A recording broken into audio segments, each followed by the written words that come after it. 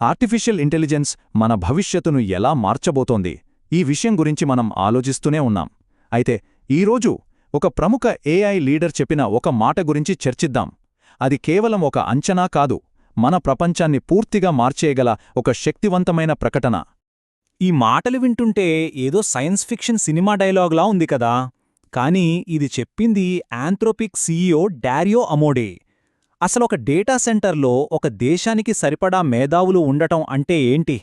సింపుల్గా చెప్పాలంటే మనందరి తెలివితేటల్ని మించిన శక్తి ఒకే ఒక్కచోట కేంద్రీకృతం కాబోతోందన్నమాట.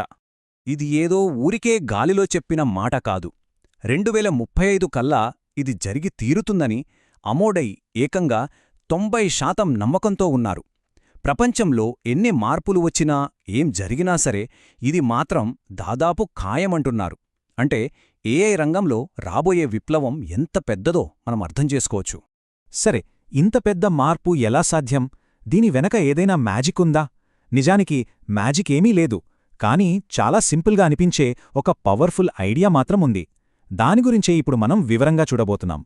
దీన్నే the big blob of compute hypothesis అంటారు. పేరు కొంచెం విచిత్రంగా ఉంది కదా, కానీ ఐడియా చాలా సింపుల్. ఏఐలో అద్భుతాలు సృష్టించడానికి మనకేం కొత్త కొత్త ఆవిష్కరణలు అక్కర్లేదట. మన దగ్గర ఆల్రెడీ ఉన్న కొన్ని ముఖ్యమైన వనరులను విపరీతంగా పెంచుకుంటూ పోతే చాలు. అంటే ఇక్కడ తెలివి కన్నా కేవలం శక్తితోనే ఎక్కువ పురోగతొస్తుందన్నమాట. మరి ఆ కీలకమైన అంశాలేంటి? 1. రా కంప్యూట్, అంటే అపరిమితమైన కంప్యూటింగ్ పవర్. 2. విపరీతమైన డేటా. 3. ఆ డేటా క్వాలిటీగా కూడా ఉండాలి. 4. ట్రైనింగ్కి ఎక్కువ టైం పెట్టడం. 5. మనం స్కేల్ చేయగలిగే ఒక లక్ష్యం. ఫైనల్గా న్యూమరికల్ స్టెబిలిటీ. ఈ 6ంటిని పెంచుకుంటూ పోతే ఏఐ కెపాసిటీ ఆకాశమే హద్దుగా పెరుగుతుందని ఈ సిద్ధాంతం చెప్తోంది. ఇదొక సింపుల్ కానీ చాలా పవర్ఫుల్ ఫార్ములా అన్నమాట.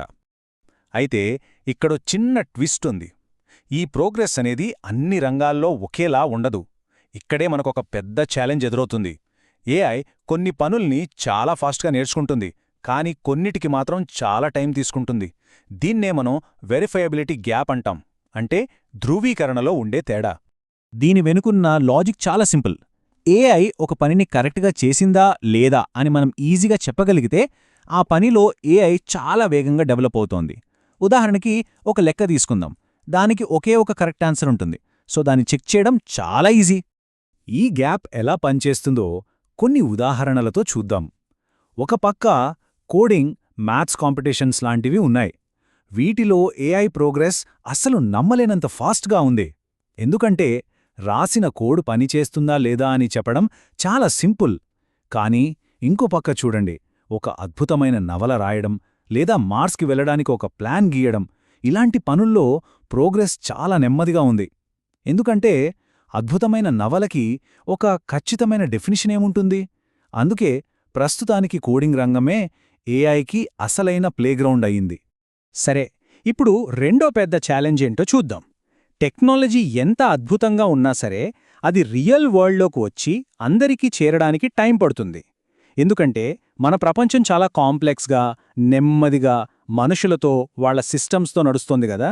దీన్నే ఎకనామిక్ డిఫ్యూజన్, అంటే ఆర్థికంగా విస్తరించడం అంటారు. ఈ ప్రాబ్లంని అమోడే మాటల్లోనే వింటే ఇంకా బాగా అర్థమవుతుంది. ఒక పక్క ఏఐతో ప్రపంచాన్ని మార్చేద్దాం అనే పెద్ద విజన్ ఉంటుంది. మరోపక్క అయ్యో ఇప్పుడు కంపెనీలో పాలసీలు మార్చాలి, సెక్యూరిటీ పర్మిషన్స్ మార్చాలి లాంటి చిన్న చిన్న ప్రాక్టికల్ ప్రాబ్లమ్స్ ఉంటాయి. ఆ రెండిటి మధ్య ఎంత గ్యాప్ ఉందో చూడండి. ఒకవేళ పర్ఫెక్ట్ ఏఐ మన చేతికొచ్చినా కూడా అది వెంటనే ప్రపంచాన్ని మార్చేలేదు.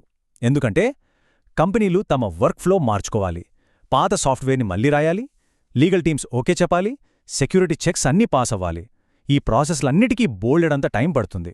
ఇవన్నీ ఆ ఎకనామిక్ డిఫ్యూషన్ని స్లో చేస్తాయన్నమాట. అవును, ఈ అడ్డంకులు నిజమే. కానీ ఇక్కడే అసలు కథ మొదలవుతుంది. ఈ విస్తరణ మనం అనుకుంటున్నంత స్లోగా ఏమీ లేదు. నిజానికి ఇది చరిత్రలో ఎప్పుడూ చూడనంత వేగంతో జరుగుతోంది. అది వెంటనే మనకు కనపడకపోవచ్చు, కానీ వేగం మాత్రం మామూలుగా లేదు. దీనికొక సాలిడ్ ప్రూఫ్ కూడా ఉంది. సో మనం అర్థం చేసుకోవాల్సిందేంటంటే మార్పు ఒక ఐస్బర్గ్ లాంటిది. పైకి కనిపించే దానికన్నా లోపల చాలా వేగంగా జరుగుతోంది. అది స్లోగా లేదు, జస్ట్ మనకు ఇన్స్టెంట్గా కనిపించట్లేదు. సరే, ఇప్పుడు ఈ అంచనాలకి రియాలిటీకి మధ్యున్న గ్యాప్ని ఫిల్ చేసే కొన్ని నంబర్స్ చూద్దాం. ఈ నంబర్స్ చూడండి. ఇది కేవలం ఆంథ్రోపిక్ అనే ఒక్క కంపెనీ రెవెన్యూ గ్రోత్. ప్రతి ఏటా 10 రెట్లు పెరుగుదల. జస్ట్ ఇమాజిన్ చేసుకోండి, 0 నుంచి $100 మిలియన్, అక్కడ్నుంచి 1 బిలియన్, ఆ తర్వాత ఏకంగా 10 బిలియన్లు. ఇది గ్రోత్ కాదు, ఇదొక ఎక్స్ప్లోజన్. చరిత్రలో ఏ టెక్నాలజీ కూడా ఇంత ఫాస్ట్గా ఎకానమీలోకి రాలేదు. సో ఈ ఎకనామిక్ డిఫ్యూజన్కి ఇదే కొత్త డెఫినిషన్.